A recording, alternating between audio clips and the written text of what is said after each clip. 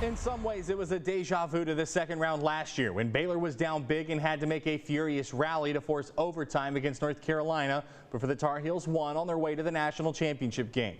This time, sub Creighton in a back and forth first half, and it's essentially the same thing from there. Creighton led by as many as 18 points in the game before a quick Baylor run cut it to 9 shortly after the final media timeout. But once getting the lead to single digits, Baylor couldn't do anything with it from there. The next 7 possessions, including defense, were stop, miss, stop, offensive foul, stop, turnover, and foul. Ryan Nembhard scored a career-high 30 points for the Blue Jays, guiding them to the Sweet 16 for the second time in 3 years.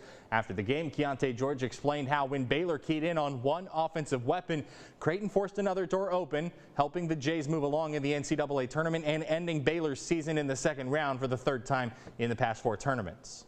We were focused on, they got a talented big man, and, we wanted to, show them that, we're not going to let him beat us. But, credit to Ryan. He's a great player, been knowing him for a long time, and, he was able to make the skip passes and, get downhill and, put pressure on us. Credit to Creighton.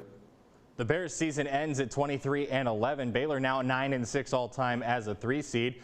A sample of scores from around the tournament Sunday afternoon. K-State and former Baylor assistant Jerome Tang are on to the Sweet 16 with a win over Kentucky. Michigan State takes down Marquette, meaning both the 1 and 2 seeds in the East region are out in the first weekend. The clock strikes midnight on Fairleigh Dickinson as Florida Atlantic is through to the Sweet 16. And UConn is the only team to have won a national championship since 2000 to make it into the Sweet 16 this season, heading to the second weekend for the first time since winning it all in 2014 with a win over St. Mary's. The toughest task for any NCAA women's basketball team becomes a reality for the Baylor women Monday in Storrs, Connecticut. Matt Lively previews the mindset that the Bears will take into the round of 32. The only thing tougher than playing UConn and Gino Auriemma in an NCAA tournament game, playing them on their home court, something the Baylor women will have to do in the round of 32 on Monday. I think they're a really well-rounded team. I don't think they have a single kid on their bench or on their roster that doesn't know how to score the basketball or be effective within the role that their head coaches put them into. The Bears made it to this point by mounting an 18-point comeback against Alabama on Saturday in the round of 64.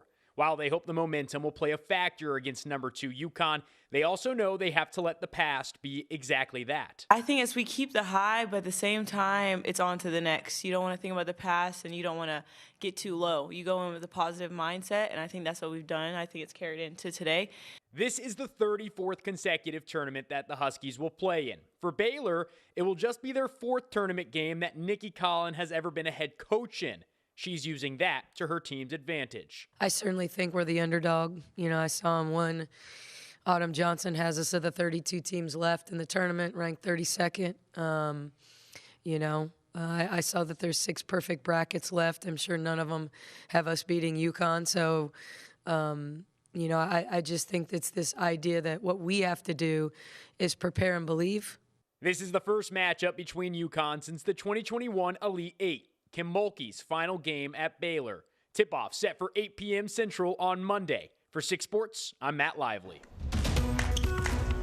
It's been an up-and-down season for the Baylor baseball team, but after rallying to tie the series Saturday, a young Baylor team had a chance to win its first Big 12 series this season if it could find the hits to do it for a second day in a row. The rubber match Sunday at the ballpark for this one, Bears in Kansas State. Bottom first, runner on third for the Bears, Herman Fajardo brings the heat, gets Gavin Brzezowski swinging to strand the runner. Next half inning, runners on second and third for K-State. Roberto Pena grounds one to Colby Branch at short. Run comes home from third, and K-State is up 1-0.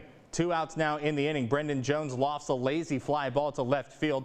Daniel Altman chasing it down, misplays it. The ball hits off his glove and drops. Another run scores, but Baylor, after trailing 4-0, scores 8 runs in the 6th to win it. 8-4 is your final. Baylor softball a win away from a series sweep over future Big 12 foe Houston on Sunday.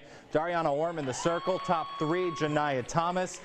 Thanks for coming out. That was Orm's second K of the day.